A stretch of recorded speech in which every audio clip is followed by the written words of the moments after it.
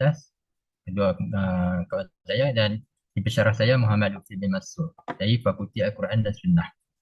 Baik, saya akan teruskan. Okay, zakat. Itu punya jiwa.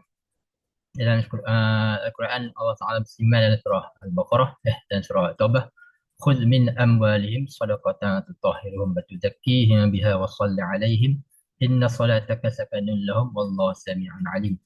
Maksudnya khudh min amwalihim, itu ambillah harta mereka, tutahhiruhum wa tuzakkihim, itu membersihkan mereka, itu kita ambil. Zakat ni untuk membersihkan diri kita daripada harta. Sebab ada satu hadis, uh, Nabi SAW dia mengutuskan Muaz bin Jabal ke Yaman untuk Nabi pesan kepada Muaz, supaya Muaz suruhlah mereka mengucap kalimah syahadah, kemudian suruh mereka mendirikan solat, kemudian ambillah zakat pada orang kaya, beri kepada orang-orang miskin. Jadi uh, Islam ni dia nak menyeratakan siapa yang ada kelebihan yang Allah Ta'ala beri dia, maka dia guna kelebihan itu untuk memberi kepada golongan-golongan yang kurang mampu. Okey, pengiraan zakat adalah berdasarkan makanan ruji. Okey, baiklah. Simbol solidariti iaitu dan instrumensi kesejahteraan sosial. Masihkan golongan asnaf untuk merasai kegembiraan pada hari raya.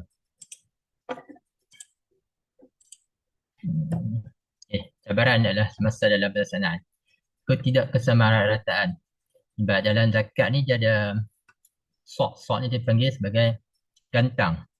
Gantang Madinah 2.6 kilogram dan gantang Baghdad dia 2.7 kilogram.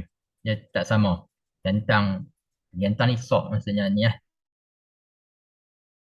Nabi SAW mereka makan tamar dan gandum. Kita di Malaysia ni dan Nusantara ni, Asia Tenggara, kita makan beras sebagai makanan ruji kita. Jadi ada tahap kefahaman ni, kesamarataan, tahap kefahaman masyarakat. Wujud kekeliruan mengenai asas kewajipan, kaedah pengiraan dan bentuk pemberian, makanan atau wang. Mungkin macam di Malaysia banyak mazhab Syafi'i, tapi dalam mazhab Syafi'i untuk membayar zakat harus menggunakan ruji. Jadi kita tukar pada taklid mazhab, kita gunakan wang. Itu dalam mazhab Imam Hanafi. Kita menggunakan zakat. Dan setiap Malaysia ni dia, setiap negeri-negeri dia ada jabatan agama dia masing-masing. Dan setiap negeri dia tak sama dari segi agihan dia. Maksudnya agihan timbul cabaran dalam aspek kecekapan, ketulusan dan pemantauan penyeluruhan untuk memastikan dan sampai ke yang benar-benar layak. Kadang-kadang ada yang menipu untuk zakat. Dia tak bekerja, dia tak zakat. Selamat kajian menunjukkan kejelasan dan kecekapan, iaitu menganalisis asas hukum dan konsep zakat dalam Quran, dalam Islam. Mengkaji kaedah pengiraan kadar zakat fitri berdasarkan makanan ruji dan nilai semasa. Semacam di Malaysia sekarang 1 kilo beras RM2.50. Nilai mekanisme penyaluran zakat kepada golongan asnaf dari segi keberkesanan dan keadilan. Keempat, mencadangkan penambahbaikan bagi meningkatkan kesedaran masyarakat serta kecekapan institusi zakat. Okey, jurang pendidikan. Dasar ilmiah perspektif klasik dan kontemporari. Klasik ni orang-orang yang lama dulu lah, kitab-kitab. Tapi sekarang kita dah pada zaman dah ada internet. Jadi nak bayar zakat pun boleh guna internet dah sekarang. Tak perlu untuk kita pergi jumpa ambil zakat. Dan tak perlu untuk kita mengangkat lafaz dan sebagainya. Jadi keperluan untuk penyeragam metodologi pengiraan dan kajian import lebih mendalam mengenai kaedah pembayaran makan dan wang. Kajian imperial, kajian menunjukkan menyoroti isu agihan seperti kelewatan, saringan asnaf, cabaran logistik dan keperluan pemantauan pajak setiap agihan. Amalan Malaysia, institusi zakat serahamnya menerima wang berdasarkan harga makanan asasi disokong oleh patuan negeri masing-masing. Setiap negeri dia tak sama bayar zakat. Macam saya orang Kedah bayar RM7, macam di Selangor bayar RM9. Dan setiap Malaysia dia beras dia tak sama. Ada yang makan beras tempatan, ada yang makan beras basmati yang beras yang mahal. Okay, pembacaan mazhab. Jabatan ulama mengenai fasad pembayaran dalam bentuk makanan wang tunai berimbang antara nas dan tekstil maslahat. Itu pengenaan wang. Asas syarak hadis menetapkan kira-kira 1 sok 2.6 ni Sa' Nabawi iaitu Madinah, 2.7 km lah Gantang Baghdad. Dan mazhab Abu Hanifah dia menggunakan Gantang Baghdad, dan Nabawi dia menggunakan mazhab Hambali. Kerangka metodologi, reka bentuk dan asas fiqh. Reka bentuk kajian adalah itu berdasarkan ayat Quran, innamas sadaqat wal fuqara wal masakin wal 'amilin 'alaiha wal mu'allafati qulubuhum wal gharimin fi sabilillah min sabil. Sesungguhnya innamas sadaqat lil fuqara, sesungguhnya orang yang bersedekah pada fuqara wal masakin, fuqara orang-orang yang miskin. Fuqara ni orang yang memang miskin betul. Masakin ni orang yang masih ada harta cuma dia tidak mampu membayar atas kehidupan. Wal-'amilin ni orang-orang yang dilembutkan hatinya untuk memulai ihsan 'alaiha wal muqafiri qulubuhum, dan ada 8 golongan. Saya tak ingat lah. Hadis. Ni hadis yang Nabi SAW, hadis sahih daripada riwayat Umar. Zakat fit sebanyak 1 sok daripada tamar dan gandum atau gandum. Zaman Nabi dia tak guna wang macam sekarang. Dia menggunakan makanan ruji. Ijma' para ulama, iaitu ulama-ulama semua bersepakat wajibnya zakat. Tiadanya khilaf, tak ada kata wajibkah wajib ke tak wajib. Zakat ni wajib sebab memang ada dalil jelas dalam Al-Quran yang qat'i memang buat. Kias dan fatwa. Ni kias ni untuk ni perubahan-perubahan zaman yang berlaku. Dan zaman dulu yang sekarang tak sama. Ya, mekanisme pengiraan. Okey. Ukuran 1 sok dari makanan ruji. Anggaran semasa di Malaysia, anggarannya adalah 26 hingga 27 beras. Beras 1 gram. Lepas tu bilangan tanggungan. Ni adalah yang gambar ada gantang ni tradisional. Dan ni yang contemporary, menggunakan wang. Sekarang. Ni contoh-contoh adalah keluarga yang tuan suami untuk menanggung keluarganya 5 orang. Jadi dia perlu membayar sebanyak RM47, 25 sen. Contoh satu komuniti yang ramai dalam 105 orang, harga berasnya 3.8 kg.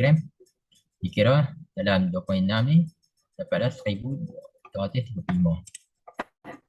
Pertama utama, realiti dan kefahaman pengurusan masyarakat masih bercampur bahawa wujud kekeliruan mengenai asas fiqh, bentuk bayaran yang sah, makanan atau wang, dan pembayaran waktu yang tepat.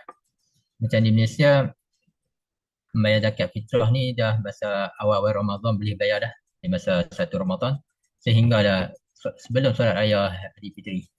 Itu pada Malaysia boleh bayar. Tapi yang afdalnya sebaiknya sebelum solat raya. Pengurusan institusi memainkan peranan penting dalam memastikan keadaan agihan dan berdapat ruang penambahbaikan dalam kecakapan logistik dan sistem pemantauan pasca agihan. Pada inilah untuk menguji ketidaksegeraman kadar, iaitu berlaku pada setiap negeri Malaysia ni lah. Sebab macam polis ni kerja kecil, tak besar. Jadi beza dengan negeri-negeri yang besar macam Selangor, negeri Jaya, Johor. Okay, interpretasi fiqh justifikasi sebagai amalan semasa. Pendapat 1 sok iaitu gantang berdasarkan hadis sahih kepada Ibn Awam berdasarkan prinsip masalah mursalah, itu pendengar awam, untuk memudahkan. Kalau contoh kita menggunakan kaedah terdahulu, pakat penuhlah pejabat agama ni dengan beras-beras orang yang hantar. Jadi tak ada tempat nak letak beras tu, kan diubah dalam bentuk wang. Dan sekarang pun wang boleh dalam bentuk digital, mesti tidak dalam account bank dan sebagainya. Jadi tidaklah susah kan. Agama ni dia bukanlah bersifat jumud, makin dia dalam bab muamalat ni dia luas, dia bukannya sempit.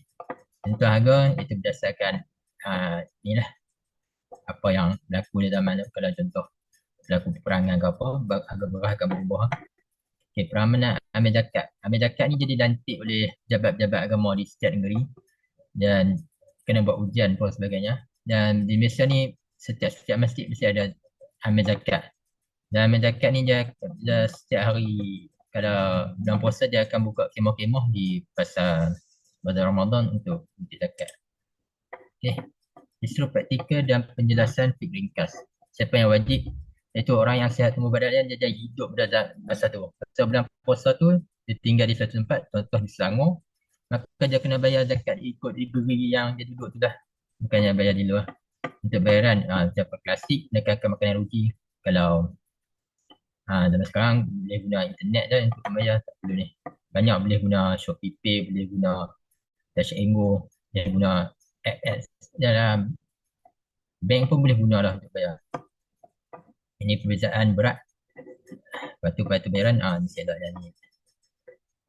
Penggunaan dinasihatkan untuk mengikut penetapan rasmi lembaga zakat negeri masing-masing.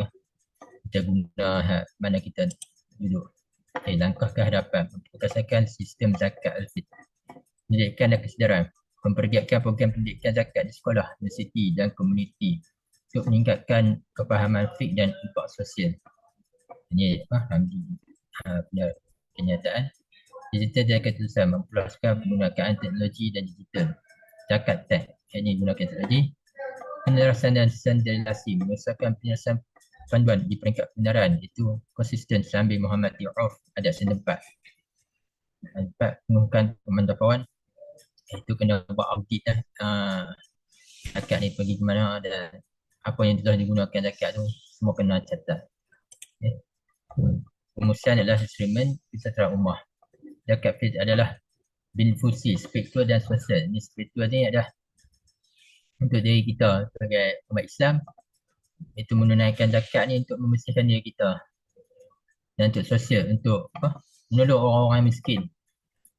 Tak, ada orang yang miskin yang tak mampu untuk raya pada hari raya tersebut untuk bergembira. Jadi dengan bantuan zakat ni kita dapat meringankan beban mereka dan mereka pun seronok pada hari raya tersebut. Itulah ni. Pelaksanaan mesej akhir. Pelaksanaan zakat yang cemerlang menyimbang ikut syarak dengan pengurusan moden, mencerminkan tanggungjawab sosial dan kunci keadilan ekonomi dalam syarikat. Islam ni sudah wa arsalnaka illa rahmatan lil alamin. Islam ni agama yang rahmat kepada semua orang. Ini rujukan. Dan terima kasih.